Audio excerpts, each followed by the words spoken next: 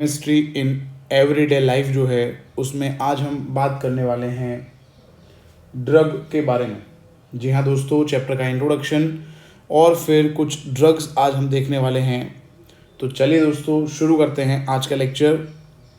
Video को शुरू करने के पहले मैं आपको बता दूं, अगर आप हमारे चैनल पर नए हो तो प्लीज़ चैनल को सब्सक्राइब जल्दी से आप कर लीजिए। बेल आइकन को आपको प्रेस करना है ताकि जैसे ही नेक्स्ट वीडियो मैं अपलोड करूं हमारे चैनल पे तुरंत ही आपको नोटिफिकेशन मिलेगा और आप जो भी कंटेंट है उसको आप अच्छे से रेफर कर पाओ। तो let's get started. Chemistry in everyday life. Importance of chemistry in everyday life. What are the three basic needs of human being? दोस्तों, तीन इंपॉर्टेंट बेसिक नीड्स कौन से हैं? सोचा होगा शायद आपने। Yes, food that we eat. तो फूड एक बेसिक नीड हुआ। देन क्लोथिंग, यस कपड़े चाहिए हमें। Shelter, yes we require a home, shelter. And fourth basic need क्या है हमारा? यस दोस्तों, वो है मेडिसिन, है ना।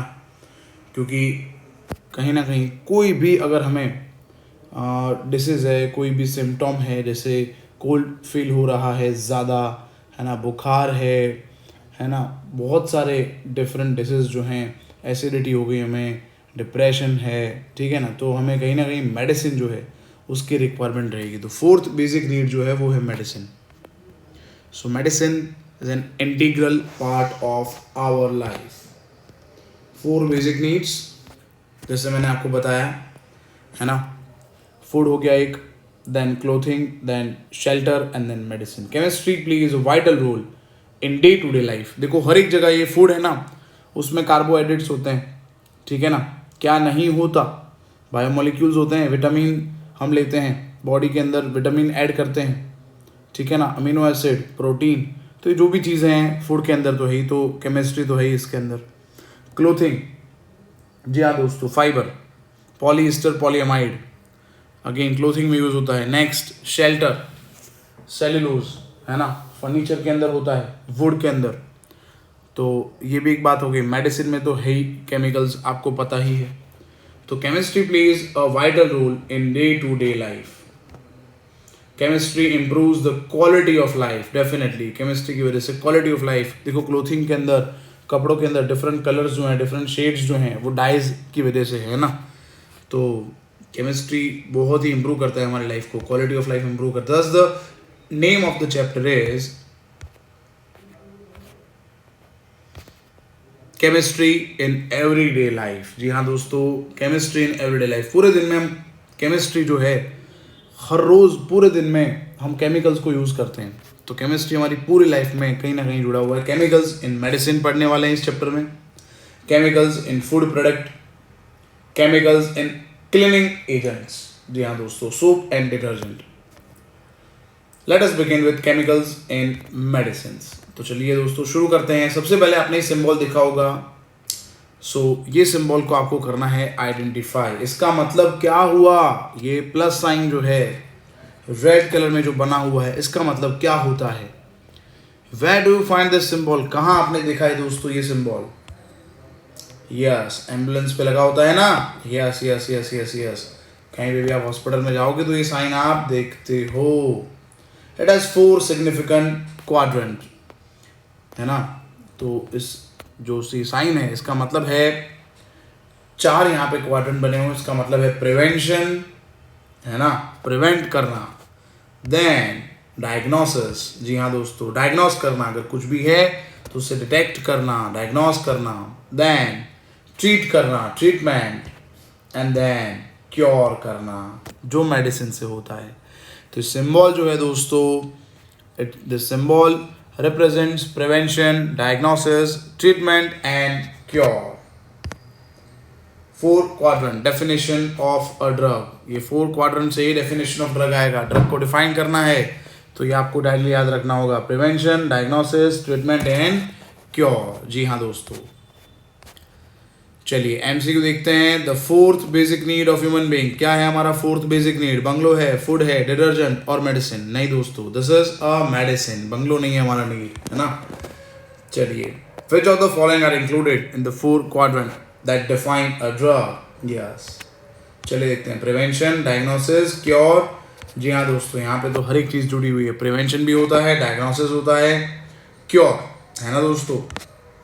चलिए, ड्रग क्या है, डिफाइन करते हैं ड्रग को। This is how we define drug.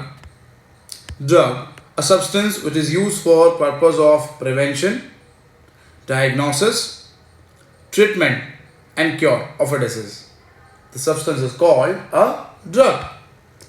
Derived from French word drogi, meaning है dry herb. Drogi का meaning है dry herb. Drugs are chemicals of low molecular masses, say 100 to 500 atomic mass unit. Drugs interact with macromolecular target and produce a biological response. Macromolecular target का मतलब दोस्तों biomolecules हुआ हमारे body में। दोस्तों आपको पता ही है, यहाँ पे बायोमोलिक्यूल्स जो होते हैं हमारी बॉडी में, बायोमोलिक्यूल्स कौन से बायोमोलिक्यूल्स दोस्तों हमारे बॉडी में कौन से बायोमोलिक्यूल होते हैं दोस्तों? सबसे पहला तो है प्रोटीन, है ना। जी हाँ दोस्तों, protein is made up of amino acid, then nucleic acid, है ना दोस्तों। तो ये मॉलिक्यूलर टारगेट हुआ बॉडी में। एंजाइम भी बने होते हैं प्रोटीन के, ये हमें पता ही है, एंजाइम, है ना दोस्तों। फिर यहाँ पे एक इम्पॉर्टेंट और biomolecule that is vitamin, lipid, है ना। So this all are macromolecular target. अलग अलग टारगेट पे यहाँ पे ड्रग काम करता है ना दोस्तों। चलिए, this is how we define medicine and chemotherapy. When a biological response is therapeutic and useful, these chemicals are called medicines. तो दोस्तों जब भी जो भी बायोकेमिकल रेस्पॉन्स है, जो हमने बॉडी के अंदर केमिकल ऐड किया, उसके साथ थेरापेटिक और अगर वो यूजफुल है तो वो केमिकल को हम क्या बोलेंगे? मेडिसिन बोलेंगे, है ना। And if medicine are taken in higher dosage they act as poison. वो तो दोस्तों फूड में भी ऐसा है ना। फूड में भी तो ऐसा है ना, अगर बहुत ज़्यादा लेंगे तो कोई भी चीज़ है, anything in excess is poison, we know that. So medicine के लिए भी अप्लाई होता है। Medicine are taken higher doses, they act as poison. Use of chemicals for therapeutic effect is called chemotherapy. Is that clear? Again, जो भी medicine हैं अगर therapeutic affect के लिए इसको यूज करते हैं हम, that is called chemotherapy. Characteristic of an ideal drug, it should not disturb normal physiological process. हमारा नॉर्मल जो बॉडी के अंदर प्रोसेस चल रहा है उसको वो ड्रग डिस्टर्ब नहीं करना चाहिए, वही आइडियल ड्रग है। Harmless to host but should destroy harmful microbe. Yes, harmful to host but should destroy harmful mic. जो हमारे बॉडी में हार्मफुल माइक्रोब है ना, उसको डिस्ट्रॉय करना चाहिए, बट जो होस्ट है हमारा उसको बिल्कुल भी डिस्टर्ब नहीं करना चाहिए। एंटीबायोटिक्स का मतलब है किल इंटेस्टिनल फ्लोरा, मतलब किल अफेक्ट होता है, किलिंग अफेक्ट होता है इसका। Causes stomach acting. Minimum side effect होना चाहिए दोस्तों। क्या होना चाहिए? आइडियल ड्रग के अंदर मिनिमम साइड इफेक्ट होना चाहिए। क्योंकि क्या होता है, कभी कभी दवाइयाँ लेके हमें साइड इफेक्ट्स होते हैं, तो वो मिनिमम होनी चाहिए, तभी वो ड्रग आइडियल कहलाएगा। लोकलाइज टू अफेक्टेड साइट, है ना। जहाँ पे हमें दर्द हो रहा है या फिर जहाँ पे पेन हो रहा है या फिर जहाँ पे बॉडी के अंदर जो भी टारगेट है वहाँ पे ही अटैक करना चाहिए, तो वो लोकलाइज होना चाहिए अफेक्टेड साइट पे। Local anaesthesia, local anaesthesia numbness in localized area, मतलब अगर हमारे आँख में, आइज़ में ऑपरेशन करना है तो उतना ही जो पार्ट है ना, आइज़ वाला पार्ट, वही नम होगा। समझ आ रहा है दोस्तों, है ना। तो उसको लोकल एनेस्थीसिया बोलेंगे। ऐसा नहीं है कि पूरा बॉडी हमारा जो है वो जनरल एनेस्थीसिया देने की ज़रूरत नहीं है, लोकल एनेस्थीसिया यहाँ पे अप्लाई करना ज़रूरी है। तो क्लासिफिकेशन ऑफ ड्रग है सबसे पहला based on pharmacological affect, that is analgesic, antiseptic, anti cancer drugs. Second one is based on the action of drug, histamine पे अफेक्ट करता है तो anti histamine, then tranquilizers, then based on chemical structure penicillins and sulphonyl urea. And last is based on molecular target. मैंने जैसे अभी आपको बताया था बायोमोलिक्यूल्स होते हैं, protein that is enzyme receptor, nucleic acid as targets. तो ये क्लासिफिकेशन हो गया। चलिए दोस्तों देखते हैं MCQs. Drugs are classified on the basis of chemical structure, pharmacological effect, molecular target, all of above. Yes, it is all of above. Drug is a substance used for the purpose of prevention, diagnosis, treatment. All of this, yes, it is all of above. Cure करने के लिए भी use करते हैं drug को। चलिए दोस्तों देखते हैं अब मैकेनिज्म ऑफ ड्रग एक्शन क्या है, कैसे करता है ड्रग बॉडी के अंदर, यहाँ पे कैसे अप्लाई होता है। कोई भी मेडिसिन अगर हम लेते हैं तो ड्रग टारगेट इंटरेक्शन क्या होता है, चलिए दोस्तों अच्छे से समझते हैं। Mechanism of a drug action. चलिए suppose protein as drug target है ना। So protein are one of the macromolecules of biological origin, perform various function in the body है ना। प्रोटीन क्या करते हैं, बहुत सारे फंक्शन करते हैं बॉडी के अंदर। प्रोटीन मतलब प्रोटीन एंजाइम भी प्रोटीन से बने होते हैं और रिसेप्टर जो होते हैं वो भी प्रोटीन से बने होते हैं, ये हमें याद रखना है। तो देखते हैं सबसे पहला पार्ट देखते हैं action of drugs on enzyme. So what are enzyme, enzyme क्या है दोस्तों, एंजाइम्स क्या है। तो एंजाइम आर बायोलॉजिकल कैटलिस्ट। हमारे बॉडी में जो भी प्रोसेस हो रहा है, केमिकल प्रोसेस हो रहा है, उसका रेट ऑफ रिएक्शन बढ़ाना है तो हम एंजाइम यूज करते हैं बेटा। Enzymes are circulating proteins found in blood. Normal mechanism देखते हैं और फिर mechanism in the presence of drug. तो ये दो पार्ट में डिवाइड किया हुआ है, competitive inhibition and non competitive inhibition. आपको दोस्तों स्क्रीनशॉट्स लेते रहना है या फिर नोट्स लिखते रहना है यहाँ से, क्योंकि ये प्रेजेंटेशन आपके लिए बहुत ही यूज़फुल रहेगा है ना। इसको बड़ी मेहनत के बाद मैंने प्रिपेयर किया हुआ है, तो ये आपको बिल्कुल भी, ये जो भी मैं आपको पेजेस शो कर रहा हूँ, जो भी पीपीटी प्रेजेंटेशन आप देख रहे हो, बिल्कुल भी दोस्तों आपको इसको स्किप नहीं करना, अच्छे से फॉलो करना है। चलो normal mechanism. Function of an enzyme is to hold the substrate for a chemical reaction. देखो एंजाइम का काम है, क्या काम है, सबस्ट्रेट को होल्ड करना केमिकल रिएक्शन के लिए। An active site of enzyme hold the substrate molecule in a suitable position. दोस्तों एंजाइम है ना, पूरे एंजाइम में कभी रिएक्शन नहीं होता, एंजाइम का एक साइट होता है that is called active site, उस पे ही दोस्तों सबस्ट्रेट अटैक करेगा। Substrate bind to active site of enzyme through variety of interaction. दोस्तों यहाँ पे एक्टिव साइट पे बाइंड होता है सबस्ट्रेट एंजाइम के, तो बहुत सारे अलग अलग वैरायटी ऑफ इंटरेक्शन होते हैं, सच एज नॉर्मल मैकेनिज्म में हम देखते हैं। जैसे एंजाइम यहाँ पे आपके सामने प्रकट हो गया है, ये देखिए दोस्तों, यहाँ पे जो साइट आपको दिख रहा है ये एक्टिव साइट है ना। ये हमने ऐड कर दिया सबस्ट्रेट, क्या होगा, ये एंजाइम सबस्ट्रेट कॉम्प्लेक्स बनेगा। देखिए ये जो खाली जगह थी एंजाइम में वो एक्टिव साइट था एंजाइम का, वहाँ पे सबस्ट्रेट अटैक करेगा और कॉम्प्लेक्स फॉर्म करेगा। दोस्तों what type of interaction is there between enzyme substrate, कौन सा इंटरेक्शन हुआ यहाँ पे।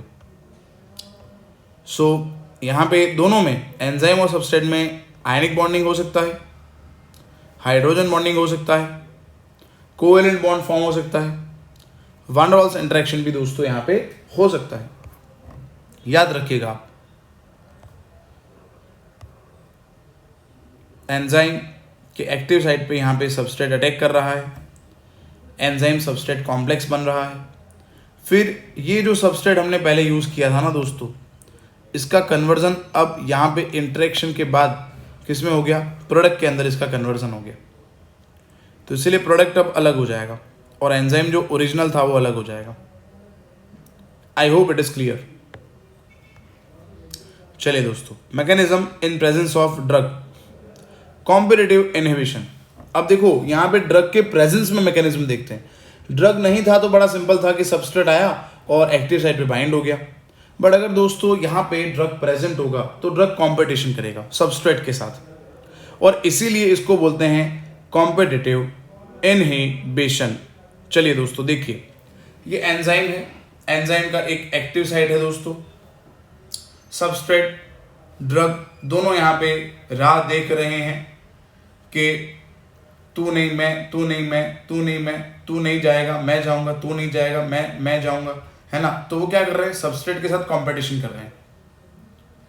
तो सबस्ट्रेट है ना और ड्रग है, कंपटीशन कर रहे हैं, और देखिए ड्रग फटाफट दौड़ के मिल्खा सिंह के जैसे दौड़ के एक्टिव साइड पे बैठ गया। Competition between drug and substrate, आप देख सकते हो यहाँ पे। Drug inhibit that is hinders activity of enzyme, और ड्रग क्या करता है, एंजाइम का जो एक्टिविटी है उसको इनहिबिट करता है। आ गया दोस्तों समझ में। और दूसरा होता है नॉन कॉम्पिटिटिव इनहिबिशन, कंपटीशन नहीं करना उसको, क्या करना है। तो आप देखिए एक्टिव साइट के अपोजिट और एक साइट है ना, इस साइट को हम बोलते हैं दोस्तों एलोस्टेरिक साइट। क्या बोलते हैं दोस्तों, एंजाइम का जो साइट है इसको हम क्या बोलते हैं बेटा, यस बेटा, इसको बोलते हैं एलोस्टेरिक साइट। तो अब क्या करेगा ड्रग, अब ड्रग है ना कंपटीशन नहीं करेगा, अब है ना एक्टिव साइट के अपोजिट साइड जो एलोस्टेरिक साइट है वहां पे अटैच हो जाएगा। अब ये ड्रग सपोज यहाँ पे अटैच हो जाएगा तो क्या होगा, तो दोस्तों जैसे ही ये ड्रग यहाँ पे अटैच होगा, ये एक्टिव साइट का आपको यहाँ पे शेप जो दिख रहा है ना वो दोस्तों चेंज हो जाएगा। ड्रग ऑक्यूपाइज एलोस्टेरिक साइट, देखो ड्रग एलोस्टेरिक साइट पे चला गया, अब सबस्ट्रेट वहाँ जाना चाहता है एक्टिव साइट पे, बट देखो ये शेप जो था ना चेंज हो गया, पहले जो था वो बाद में चेंज हो गया। The substrate can not occupy active site, अब सबस्ट्रेट वहाँ पे आ नहीं सकता क्योंकि एक्टिव साइट का जो शेप था पहले और बाद में वो चेंज हो गया। Drug inhibits the action of enzyme but in non competitive manner, drug क्या कर रहा है, एंजाइम जो है ना, ड्रग क्या कर रहा है, एंजाइम का मैकेनिज्म है उसको डिस्टर्ब कर दिया, बट कंपटीशन नहीं कर रहा उसके साथ। समझ आया दोस्तों। चलिए दोस्तों देखते हैं एमसीक्यूज। एंजाइम्स क्या हैं, they are carbohydrate, protein, detergent और फैट। क्या है ये, yes they are protein. In fact enzymes are globular protein. कौन से प्रोटीन है दोस्तों, ग्लोबुलर। ग्लोबुलर प्रोटीन दोस्तों ऐसा होता है, देखिए आप, ये दोस्तों ग्लोबुलर प्रोटीन है। इंसुलिन और एल्ब्यूमिन इसके एग्जाम्पल्स हैं। तो आपको याद रखना है enzymes are which type of protein, they are globular protein and the examples are insulin and albumin. Great, चलिए आगे बढ़ते हैं। Which type of bond exist in enzyme substrate complex, कौन सा बॉन्ड होता है दोस्तों, ionic bond, hydrogen bond, van der Waals bond और ऑल ऑफ दिस। तो हमने पढ़ लिया दोस्तों यहाँ पे हर एक टाइप का बॉन्ड प्रेजेंट हो सकता है। विच of the following binds at allosteric site of non-competitive drug mechanism, substrate bind करता है वहां पे, एलोस्टेरिक साइट पे कौन जाता है, सबस्ट्रेट जाएगा, ड्रग जाएगा, दोनों जाएंगे या इधर ए और बी, कौन जा सकता है, नहीं यहाँ पे तो ड्रग ही जाएगा बेटा। चलिए दोस्तों अब देखते हैं receptor as a drug target. Yes, receptor जो है ना एज अ ड्रग टारगेट। तो देखो ये दोस्तों दिस इज एनिमल सेल, क्या है दोस्तों ये, जी हाँ दोस्तों this is animal cell. Receptors are protein that are crucial to body's communication process. Receptor है ना बहुत ही इंपॉर्टेंट है कम्युनिकेशन के लिए दोस्तों, वो भी प्रोटीन है, मैंने पहले ही बोला था प्रोटीन एंजाइम और रिसेप्टर दोनों में होते हैं, they are crucial to body's communication process.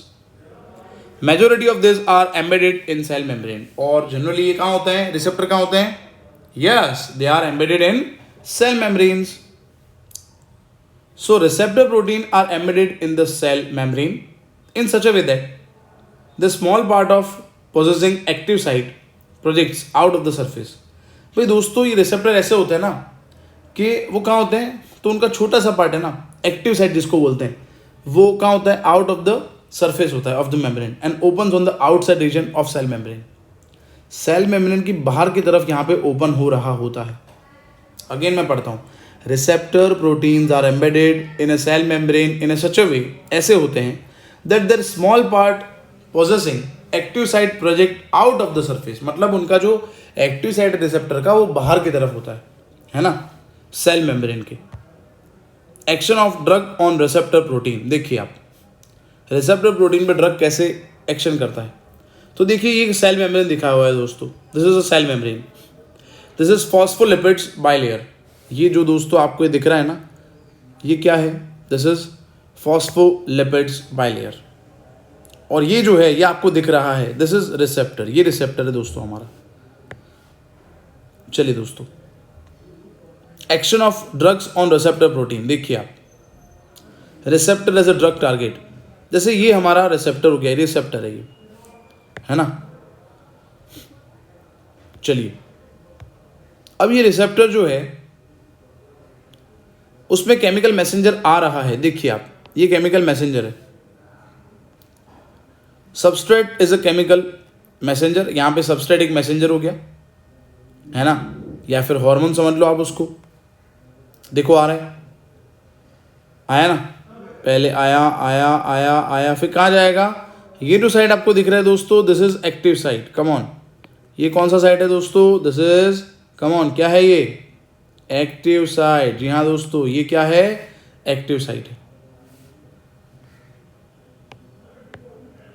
चलिए देखो, ये एक्टिव साइट पे बाइंड हो गया तो मैसेज मिल गया, यहाँ पे नीचे देखिए आप, है ना, देखो message, this appears as a message in the cell, ये मैसेज मिल गया। और वो मैसेज मिलने के बाद वो केमिकल मैसेंजर है, it leaves the binding site, वो यहाँ से निकल जाएगा, उसका काम खत्म हो गया बेटा, उसने मैसेज दे दिया। और आप देखिए ये जो एक्टिव साइट था उसका शेप वापस से रिगेन हो गया, है ना, पहले जो शेप था वो वापस से उसने रिगेन कर लिया दोस्तों। सो एगोनिस्ट क्या होता है, एगोनिस्ट का मतलब drug attaches to binding site of receptor.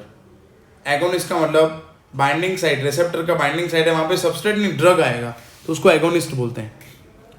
Copies action of messenger, और ड्रग क्या करता है, यस, मैसेंजर जो है ना उसकी एक्शन को कॉपी करता है।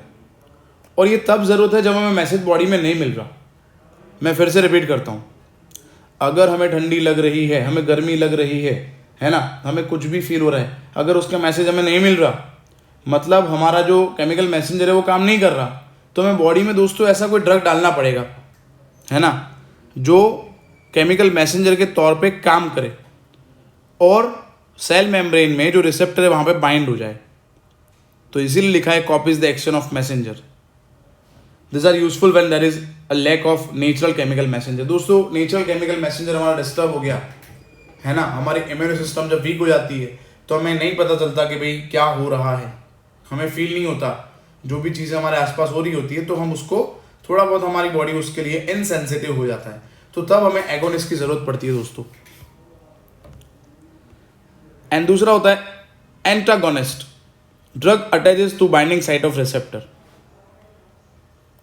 Opposite action of messenger.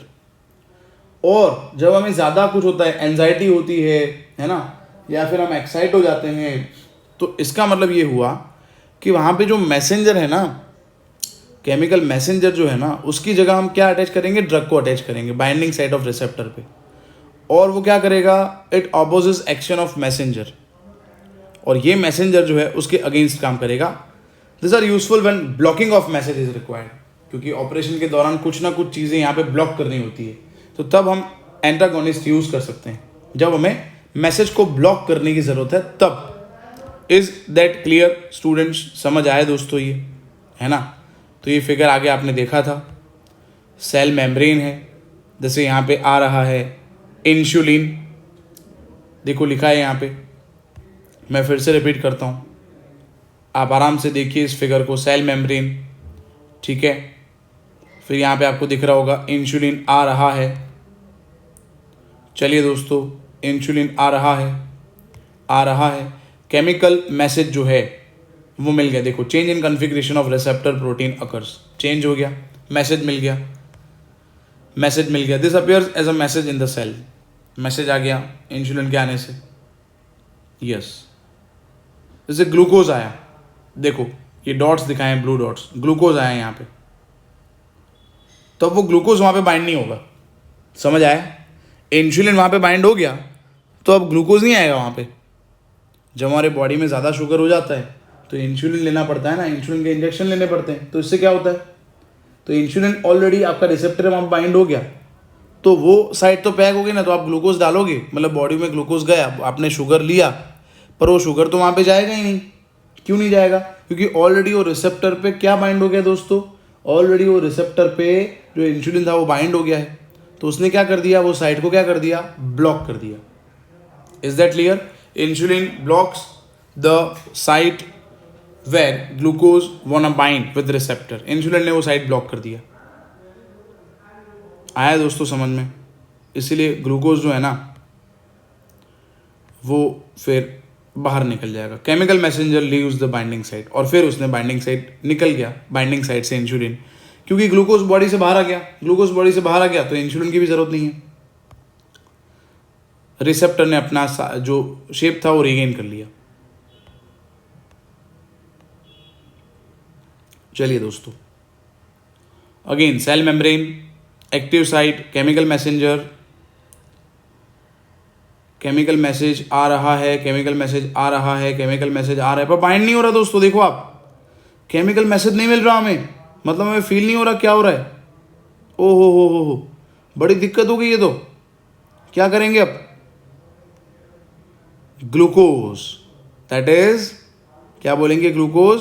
Glucose हमने कहाँ ऐड किया, ग्लूकोज ऐड किया ताकि वो रिसेप्टर जो है, प्रोटीन जो उससे बाइंड हो जाए, है ना. देखो मैसेज मिल गया, मैसेज मिल गया, यस यस यस, ग्लूकोज बाहर निकल गया. Is that clear?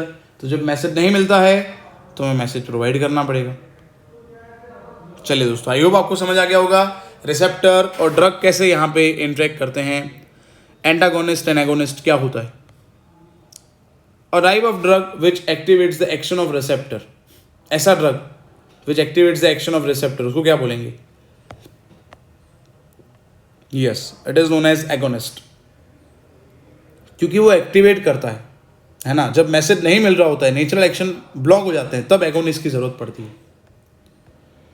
A chemical which carries different messages between neurons and muscles.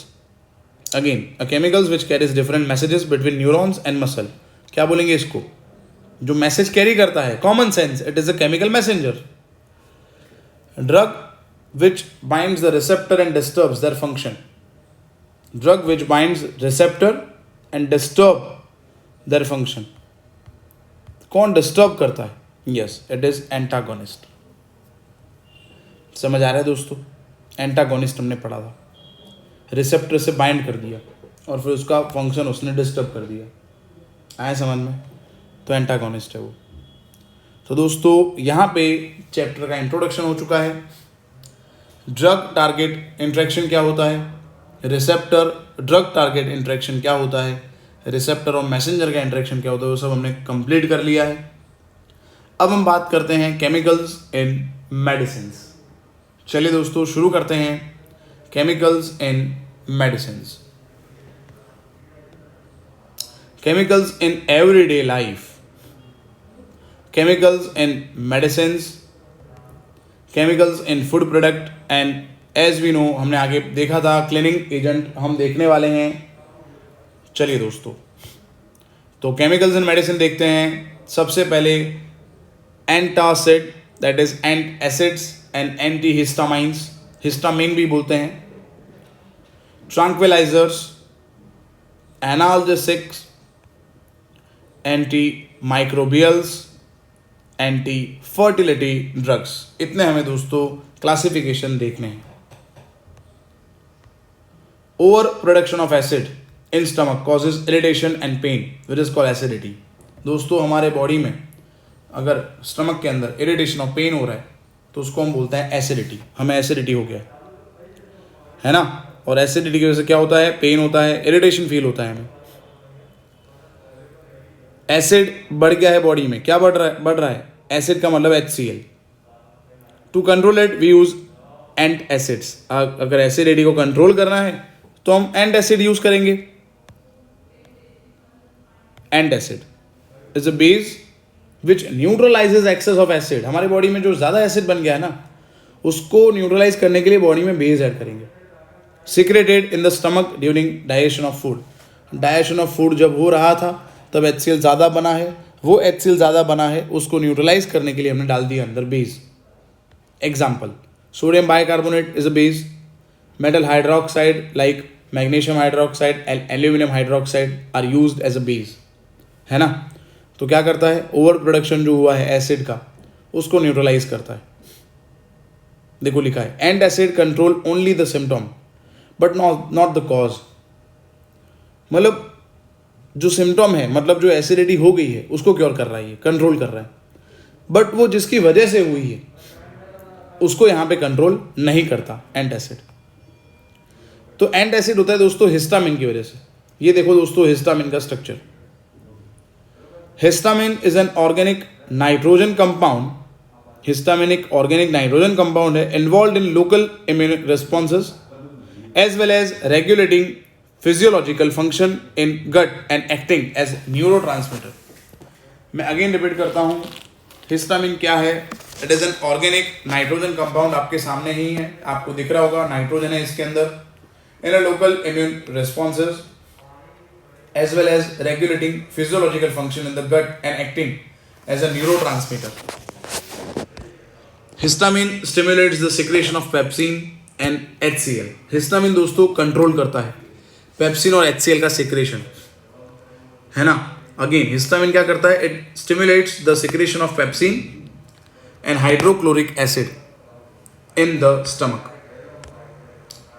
Histamine triggers inflammatory responses as a part of immune response to foreign pathogens. Cimetidine, that is Tagamet drug, is antihistamine drug. यहाँ पे इसका molecular formula हो गया C10H16N6S। यहाँ पे इसका cimetidine का molecular formula हो गया C10H16N6S। Cimetidine reduces the production of HCl, और ये क्या करता है? यस, HCl का जो प्रोडक्शन है दोस्तों इसको कम करता है सिमेटिडीन बॉडी के अंदर। सेकेंड एक ड्रग है दोस्तों जिसका नाम है ranitidine, that is Zantac drug. Structure आपके सामने है दोस्तों C13H22N4O3S। This is a structure of ranitidine, और ये मॉलिक्यूलर फॉर्मूला भी यहाँ पे शो कर दिया है रेनेटिडीन का, which acts against histamine. The important world wide using antacid is Zantac drug. चलिए दोस्तों क्वेश्चंस ले लेते हैं। With reference to which classification has the statement ranitidine is an antacid been given? With reference to which classification has the statement ranitidine is an antacid been given? कैसे यहाँ पे दोस्तों decide हुआ कि ranitidine है वो antacid है? So the answer is this statement refers to the classification according to pharmacological effect। जी हाँ दोस्तों, हमने देखा था classification of drug जिसमें हमने देखा था pharmacological effect, जैसे हमारे बॉडी में एसिडिटी हो गई है, मतलब एसिड का प्रोडक्शन इंक्रीज हो गया है ना, तो यहाँ पे एंड एसिड लेना प्रेफरेबल है ना। अगर हमें फीवर है तो यहाँ पे एंटीपायरेटिक ड्रग लेना होगा, अगर पेन हो रहा है तो हमें लेना है पेन किलर। तो ये जो क्लासिफिकेशन है it is based on pharmacological effect of the drug, because any drug which is use to counteract the effect of excess acid in the stomach will be called as antacid, क्योंकि ये acidity के against काम करता है। Students, which of the following is used as an antacid? That is ampicillin, omeprazole, lansoprazole, और both 2 and 3। So the answer is 2 and 3, that is B and C both. तो दोस्तों ये यूज होते हैं एज एंट acid, हमें याद रखना ही है, क्योंकि जब एसिडिटी का प्रोडक्शन इंक्रीज हो जाएगा स्टमक के अंदर तो बॉडी के अंदर हमें बेस ऐड करना है, तो ये एंट एसिड कंपाउंड्स हैं, हम याद रखेंगे। विच of the chemical is not used in medicine? Analgesic, tranquillisers, artificial sweeteners and anti fertility drug. क्या यूज नहीं होता ऐसा मेडिसिन? ऑब्वियसली स्वीटनर थोड़ी मेडिसिन हुआ, sweetener is not medicine. Which among the following is not used as an antacid? क्या use नहीं होता? Obviously it is calcium carbonate. Calcium carbonate use नहीं होगा यहाँ पे। चलिए दोस्तों, अब देखते हैं एंटी हिस्टामिन्स क्या होता है। अभी तक हमने पढ़ा एंटासिड, अब हम देखते हैं एंटी हिस्टामिन्स क्या होते हैं। Anti histamines prevent the interaction between histamine and receptor in the stomach wall। दोस्तों अभी हमने देखा था रिसेप्टर जो है वहां पे केमिकल मैसेंजर आएगा, यहाँ पे केमिकल मैसेंजर हो गया दोस्तों हिस्टामिन, है ना। यहाँ पे केमिकल मैसेंजर कौन हो गया दोस्तों? हिस्टामिन हो गया, जो रिसेप्टर से बाइंड हो रहा है। तो एंटी हिस्टामिन क्या करेगा? हिस्टामिन को रिसेप्टर से बाइंड नहीं होने देगा। इसकी वजह से क्या होगा? Hence decreases in the secretion of acid. Acid का सिक्रेशन यहाँ पे डिक्रीज हो जाएगा। देखिए आप, mast cell release histamines when the allergen is encountered. यहाँ पे शो किया हुआ है, पर इतना ज़्यादा हमें डीप में नहीं पढ़ेंगे तो भी चलेगा दोस्तों, इतना ज़रूरी है नहीं। इतना हमें याद रखना है। एंटी हिस्टामिन करेगा क्या? तो anti histamine will it will resist the interaction between histamine and receptor in the stomach wall. So it decreases the secretion of acid in the stomach. देखिए और एक तरीके से यहाँ पे बताया गया है दोस्तों, एंटी हिस्टामिन। आप देखिए यहाँ पे एंटी हिस्टामिन और हिस्टामिन देखिए, तो हिस्टामिन जो बाइंड हुआ है ना, उसकी जगह पे अब कौन बाइंड होगा दोस्तों? एंटी हिस्टामिन बाइंड होगा, और वो रिसेप्टर को ब्लॉक कर देगा ताकि हिस्टामिन वहाँ पे बाइंड ना हो पाए, है ना। चलिए समझ आ गया होगा आपको। So anti histamines prevent the interaction between histamine and receptor in the stomach wall and hence decreases the secretion of acid, और ये पॉसिबल हो जाएगा। सो ब्रोमफेनेरामाइन दैट इज डिमेटअप ड्रग, डिमेटेन भी बोलते हैं इसको, वो एंटी हिस्टामिन हो गया दोस्तों। इसका फॉर्मूला हो गया C16H19BrN2। तो ये मॉलिक्यूलर फॉर्मूला आपको याद रखना है कॉम्पिटिटिव एग्जाम के लिए। नेक्स्ट एक एंटी हिस्टामिन ड्रग हो गया।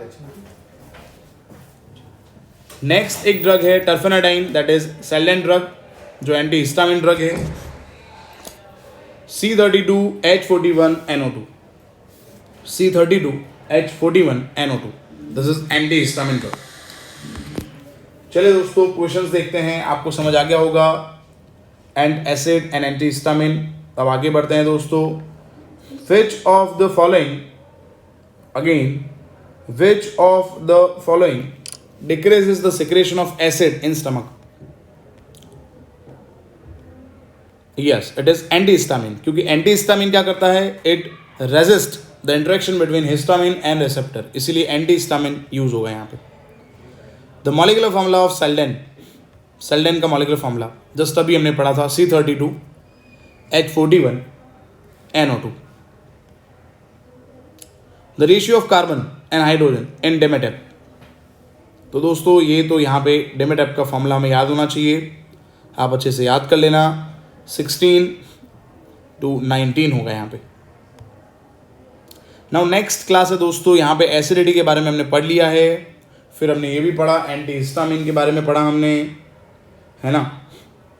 तो अब पढ़ते हैं neurologically active drugs.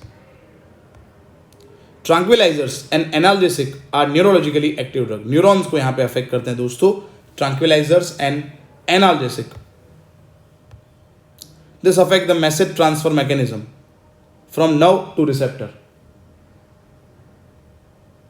Tranquilizers and analgesic दोस्तों जो हैं, they affect the message transfer mechanism from nerve to receptor. Neurologically active drug. First is tranquilizers. Tranquilizers are the class of chemical compounds used for treatment of stress and mild or even severe mental disease. तो जब stress है या mental disease है तो हम जो chemical compound use करते हैं बेटा वो होते हैं tranquilizers. Depression, this relieve anxiety, stress, irritability और excitement by inducing a sense of wellbeing. They form an essential component of sleeping pills. Sleeping pills में होते हैं ये। नींद आती रहेगी। There are various types of tranquilizers, बहुत सारे ट्रैंक्विलाइजर्स हैं। They function by different mechanism, अलग अलग मैकेनिज्म है वो दोस्तों उनका। For example, noradrenaline is one of the neurotransmitter that plays a role in mood change. एक ट्रैंक्विलाइजर का एग्जाम्पल है noradrenaline is one of the neurotransmitter that plays a role in mood change. Mood change करता है ये, है ना। Mood तो आपको पता ही है क्या होता है। If the level of noradrenaline is low for some reason, then the signal sending activity becomes low and the person suffers from depression। अगर दोस्तों नॉरएड्रेनालिन का सिक्रेशन कम हो रहा है तो क्या होगा, सिग्नल सेंडिंग एक्टिविटी लो हो जाएगा और यहाँ पे जो भी इंसान है it suffers from depression. In such situations anti depression drug are required. और यहाँ पे किसकी जरूरत होगी, यहाँ दोस्तों यहाँ पे जरूरत होगी एंटी डिप्रेशन ड्रग की। These drugs inhibit the enzyme which catalyzes the degradation of noradrenaline। और ये क्या करता है, again this drug inhibit the enzyme which catalyzes degradation of noradrenaline। तो ये ड्रग का काम है to inhibit the enzyme which catalyzes the degradation of noradrenaline। If the enzyme is inhibited, this important neurotransmitter is slowly metabolized and can activate its receptor for longer period of time and counteracting the effect of depression। और अगर दोस्तों ये enzyme का effect जो है inhibit हो गया तो क्या होगा, यहाँ पे धीरे धीरे ये न्यूरोट्रांसमीटर जो है वो मेटाबोलाइज होगा और रिसेप्टर को लॉन्ग पीरियड ऑफ टाइम के लिए दोस्तों यहाँ पे एक्टिव रख सकता है और डिप्रेशन के अगेंस्ट ये काम करेगा। सो ऐसे ड्रग्स हैं दो, iproniazid and phenelzine. Iproniazid and phenelzine are two such drugs. Structure आपके सामने प्रकट हो गए बेटा।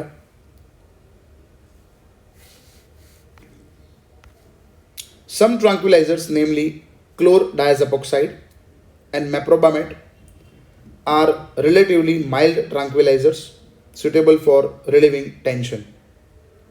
एक ट्रैंक्विलाइजर्स जो हैं वो टेंशन रिलीव करने के लिए यूज होता है, एक अलग क्लास है क्लोरडायजेपोक्साइड and मेप्रोबामेट। Equanil is used in controlling depression and hypertension। तो एक अलग ट्रैंक्विलाइजर्स हो गया जिसका नाम है Equanil, which is used in controlling depression and hypertension।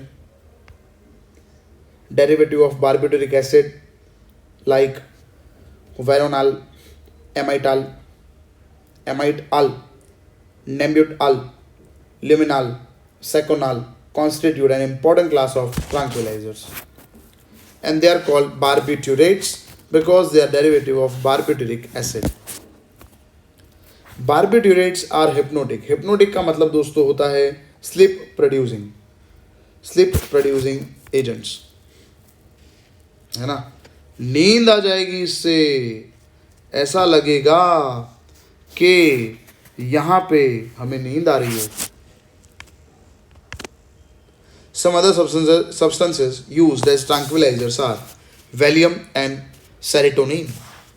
तो ये भी ट्रैंक्विलाइजर्स हैं दोस्तों। क्लोरडायजेपोक्साइड का स्ट्रक्चर, मेप्रोबामेट का स्ट्रक्चर, एक्वानिल। चलिए दोस्तों अब बात करते हैं एनाल्जेसिक्स के बारे में। Analgesic are pain killers. ये दोस्तों पेन किलर ड्रग का एक क्लास है। The word analgesics is derived from analgesia. Analgesia का मतलब होता है it is a condition of relative insensitivity to pain without loss of consciousness. यहां पे हम कॉन्शियस तो रहेंगे, है ना, बट पेन जो है हमें फील नहीं होगा। तो वो जो कंडीशन है ना उसको एनाल्जेसिया बोलते हैं। और जो एजेंट है, जो ड्रग यूज होता है which causes relative insensitivity to pain without loss of consciousness, उसको एनाल्जेसिक बोलते हैं। And are selective CNS depressant. क्या बोलेंगे दोस्तों इसको, आपको इसको याद रखना है। बहुत ही इंपॉर्टेंट चीज़ें जो हैं वही यहाँ पे मैंने मेंशन करी हुई है, तो बिल्कुल भी आपको यहाँ पे मिस नहीं करना। समझ आ रहा है दोस्तों आपको? CNS का मतलब करना है सेंट्रल नर्वस सिस्टम, है ना। सेंट्रल नर्वस सिस्टम डिप्रेशन जो है, they are selective central nervous system depression. चलिए, क्लासिफिकेशन, एनालिसिस का क्लासिफिकेशन। सबसे पहला, व्हाट इज नार्कोसिस? नार्कोसिस का मतलब क्या होता है? तो state of deep sleep, unconsciousness, और वो भी डीप स्लीप। समझो आप 7, 8, 9, 10 घंटे की नींद जो है वो नार्कोसिस हुआ। So narcotic analgesic, non narcotic analgesic.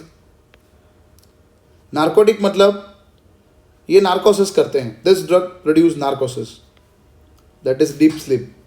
और दूसरा क्लास है they do not produce narcosis, non narcotic, they do not produce narcosis, ये नार्कोसिस नहीं करते हैं, नॉन नार्कोटिक जो है वो। They are very potent drug. ये जो ड्रग है नार्कोटिक, उसको हम क्या बोलेंगे? Great power, they are of great power. Potent का मतलब हुआ वेरी इफेक्टिव, नार्कोटिक होता है। And they are not potent, their chronic use leads to addiction। Yes दोस्तों, नार्कोटिक तो वर्ड शायद सब फैमिलियर है इस वर्ड से, तो है ना, कि यहाँ पे इसका एडिक्शन हो जाएगा। लॉन्ग लास्टिंग, क्रॉनिक यूज मतलब लॉन्ग समय, लंबे समय तक कंटिन्यूस का यूज करेंगे तो एडिक्शन हो जाएगा, और इसका एडिक्शन नहीं होता। Narcotic are central nervous system depressant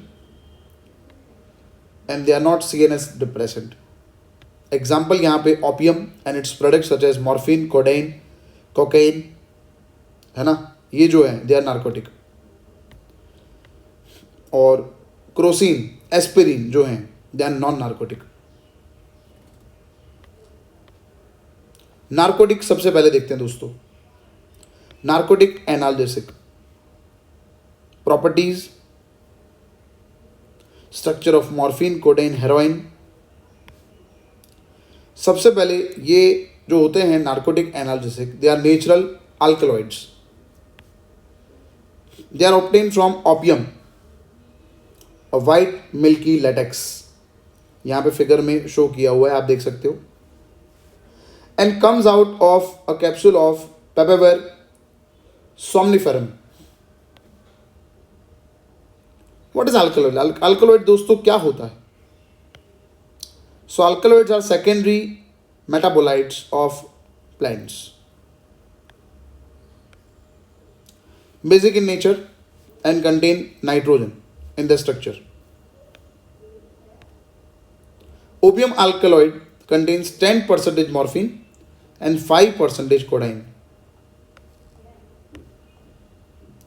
example narcotic analgesic का है मॉर्फिन, स्ट्रक्चर आपके सामने प्रकट हो गया है।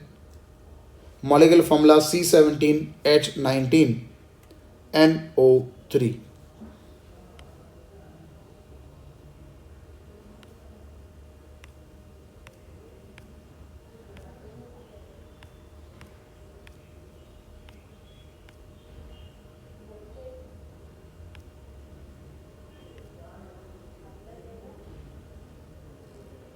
ये रहा दोस्तों कैसे बनाए स्ट्रक्चर, कोडेन, ये रहा structure.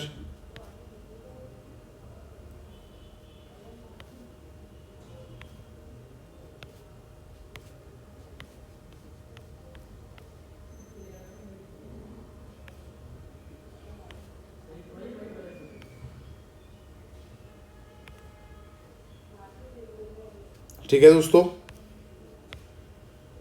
Codeine is अल्काइलेटेड morphine, morphine का अल्काइलेशन करके कोडेन बन सकता है। Heroin, not heroin, C21H23NO5।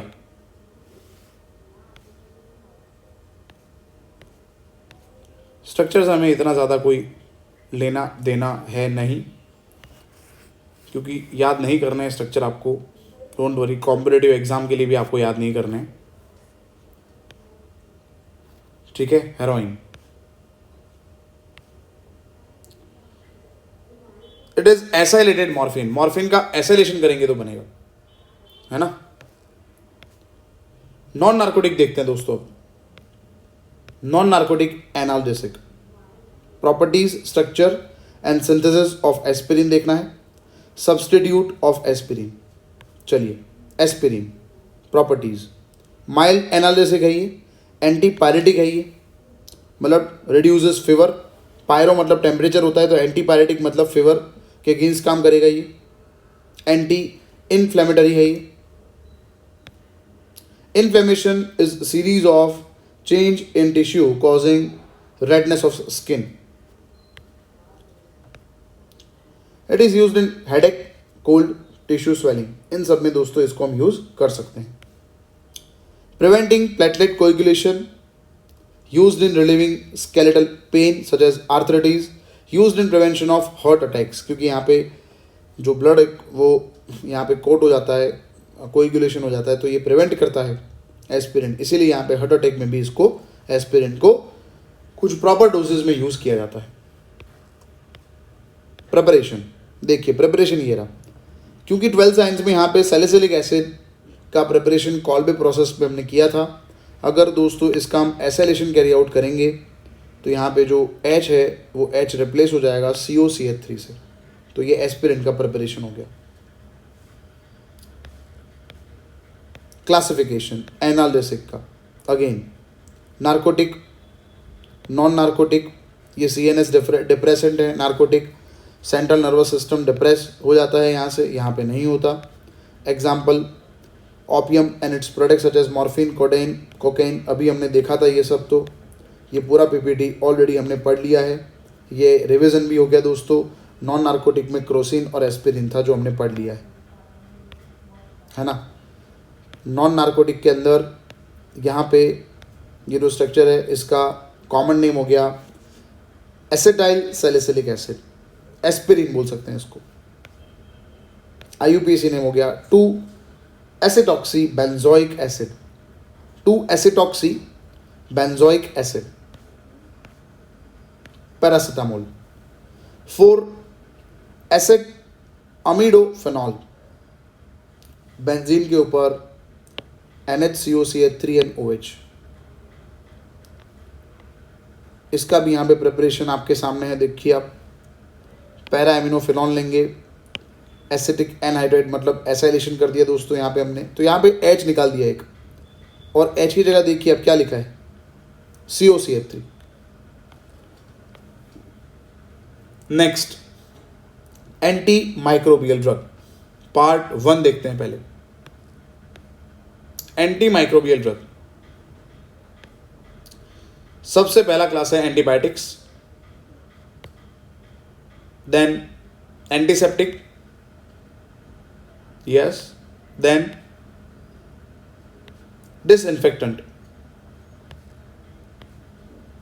Antimicrobials, the drug which are used to kill or stop the growth of microorganisms like bacteria, fungi and viruses, इसको हम बोलेंगे एंटीमाइक्रोबियल्स।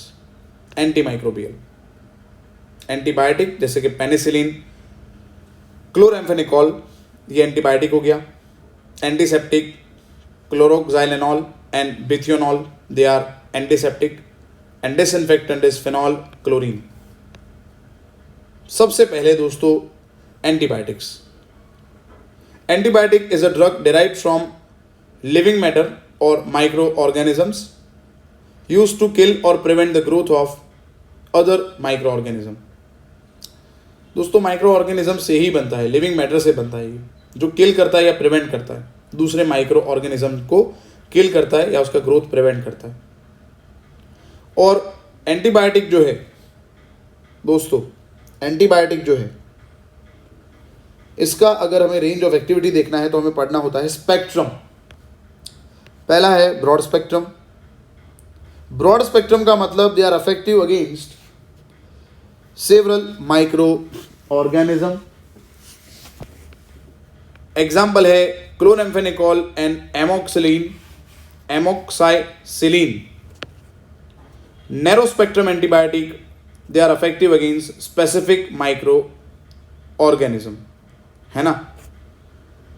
सेवरल माइक्रो ऑर्गेनिज्म का मतलब करना है, सेवरल मतलब यहां पे gram positive and gram negative होता है ना। स्पेसिफिक का मतलब या तो ग्राम पॉजिटिव या तो ग्राम नेगेटिव। एग्जाम्पल है penicillin and ofloxacin. Mode of action क्या है इसका? सो मोड ऑफ एक्शन है बैक्टीरिया साइडल एंटीबायोटिक, मतलब किल करते हैं ये माइक्रो ऑर्गेनिज्म को, affective against several micro organism. Penicillin, aminoglycosides and ofloxacin. And bacteriostatic होता है, स्टेटिक का मतलब इट इनहिबिट और stop growth of micro organism, affective against specific micro organism. Example हो गया रिथ्रोमाइसिन, टेट्रासाइक्लिन एंड क्लोरएम्फेनिकॉल।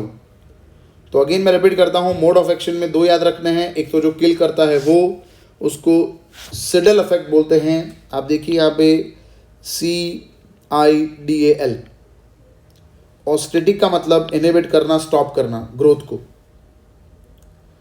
यहाँ पे they are affective against several micro organism, penicillin, aminoglycoside and ofloxacin. और ये स्पेसिफिक या तो पॉजिटिव या तो नेगेटिव, स्पेसिफिक किसी पे ही अफेक्टिव होंगे, that is erythromycin, tetracycline and chloramphenicol. Structure यहाँ पे सेल वर्सन का आपके सामने प्रकट हो गया है। C12, H12, AS2, O2, N2, azo dye, C12, H10, N2O, yellow colour. Prontosil, C12, H13, N5, O2S।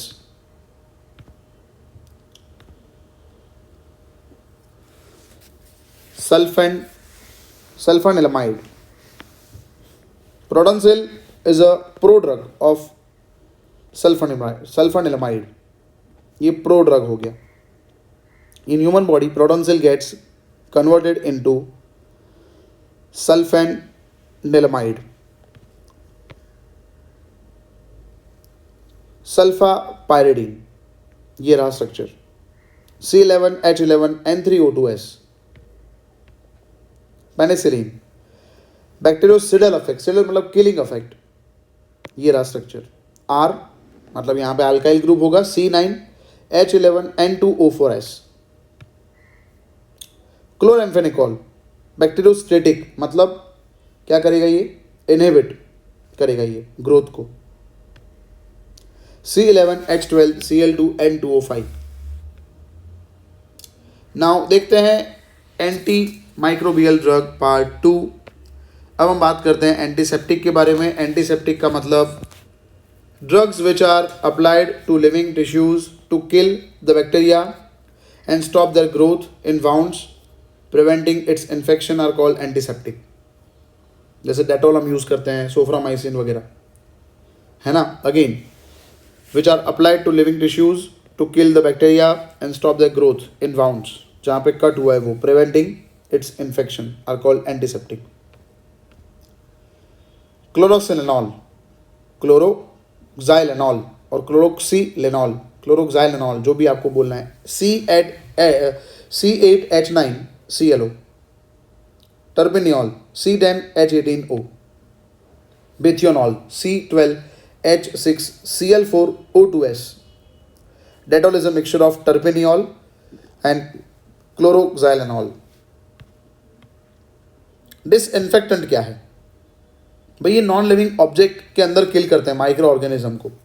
Used in public health, sanitization, floors and sterilize instruments. Dilute solution of phenol वो antiseptic हुआ, whereas concentrated phenol वो disinfectant हुआ। याद रखना, यहाँ पे concentration change होगा ना तो प्रॉपर्टी चेंज हो जाएगा। डाइल्यूट होगा तो एंटीसेप्टिक है और कंसंट्रेटेड होगा तो disinfectant. And the last is anti-fertility drug. Anti-fertility drug which are used to control population by family planning are called anti-fertility. Mixture of synthetic estrogen and progesterone derivatives. Estrogen, progesterone, structure आपके सामने प्रकट हो गए हैं. Synthetic estrogen derivative, novestrol, ethinyl estradiol, C20H24O2. Second example, synthetic progesterone derivative, progesterone, norethindrone, C20H26O2. तो दोस्तों यहाँ पे हम कंप्लीट कर चुके हैं हमारा ये पूरा chapter chemistry in everyday life. I hope दोस्तों आपको पूरा चैप्टर यहाँ पे प्रेजेंटेशन के थ्रू समझ में आ गया होगा. प्लीज़ दोस्तों अगर आपने वीडियो को रेफ़र करा है तो प्लीज़ आप इसको लाइक करना ना भूलिए और कमेंट बॉक्स में आप अपने कमेंट्स दीजिए कि आपको ये वीडियो कैसा लगा. और ये वीडियो देखने के बाद आई होप आपका अंडरस्टैंडिंग जो है केमिस्ट्री इन एवरीडे लाइफ का और अच्छा हो गया होगा. बट बच्चों यहाँ पे एनसीईआरटी को बिल्कुल भी हमें मिस नहीं करना. एनसीईआरटी में जितना भी कंटेंट है वो बहुत अच्छे से आपको प्रिपेयर करना है, लाइन टू लाइन यहाँ पे स्टडी करनी है एनसीईआरटी से. ये प्रेजेंटेशन ने आई होप आपके ये चैप्टर को बहुत ईजी वे में आपको समझा दिया होगा. तो दोस्तों अगेन मैं रिपीट करता हूँ, कमेंट करना आपको नहीं भूलना है और अभी तक आपने चैनल को सब्सक्राइब नहीं किया तो please subscribe our channel. Thank you so much. Best of luck for your exams. Thank you.